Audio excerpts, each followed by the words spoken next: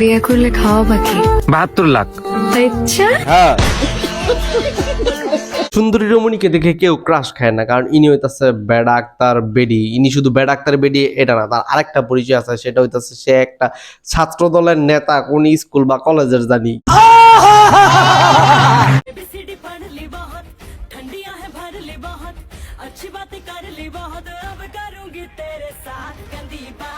এর এতটাই চমৎকার, এতটাই সুন্দরী রমণী লাগে, আমার বন্ধু বাবলু এর উপরে ক্রাশ খেলাইছে। এরকম হাগার হাগার পোলাপাইন ক্রাশ খাইছে। এতদিন জানতাম আমরা কলকাতার মানুষজনের কাছ থেকে পিছিয়ে আছি, কারণ কলকাতাতে রয়েছে মন্টি রয়, আরো অনেকেই।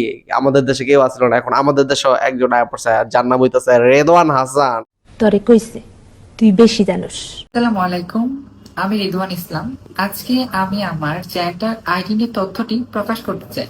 আমি ট্রান্সজেন্ডার বলে সোশ্যাল মিডিয়াতে তুমুল পরিমাণের আলোচনা ও সমালোচনার শিকার হচ্ছে। ট্রান্সজেন্ডার সে ওপেনলি এটা সবার সামনে স্বীকার করতেছে, আরো যারা নাকি এগুলা হইতে চাইতেছে তাদেরকে সে আরো উৎসাহ করতেছে। বিষয়টা একটু ব্যাখ্যা করবে? আমরা এত বছর শরীফ থেকে শরীফা হয়ে যাও নিয়ে আন্দোলন ফান্দোলন করলাম, কি লাভ হইলো ভাই? কারণ এখন তো আমরা দেখতেছি টিকটকে পোলাপাইন বেড়া থেকে বেরিয়ে হয়ে যেতেছে, এটা কোনো আন্দোলন দেখতেছি না, এটা কোনো কথা মানে দেখতে আশ্চর্য।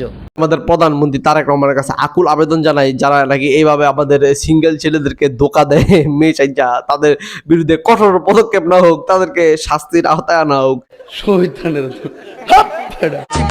পাগলেও বোঝে এখন টাকা পয়সার লোভ, পাঙ্খা ভাবে তাকি আগুন দেখি কোলা পোলা, আশাটা পাকলে খাবি মনে মনে মন করলা। কক্সবাজার গেলে মাইয়ার আনাইলে আইফোন আর টাকা পয়সা পাই, এটা মানলাম, কিন্তু ভাই এই বেডাক্তার বেরিয়ে কিভাবে আইফোন টাকা পয়সা পাইলো, এটা আমি এখনো বুঝতে পারলাম না।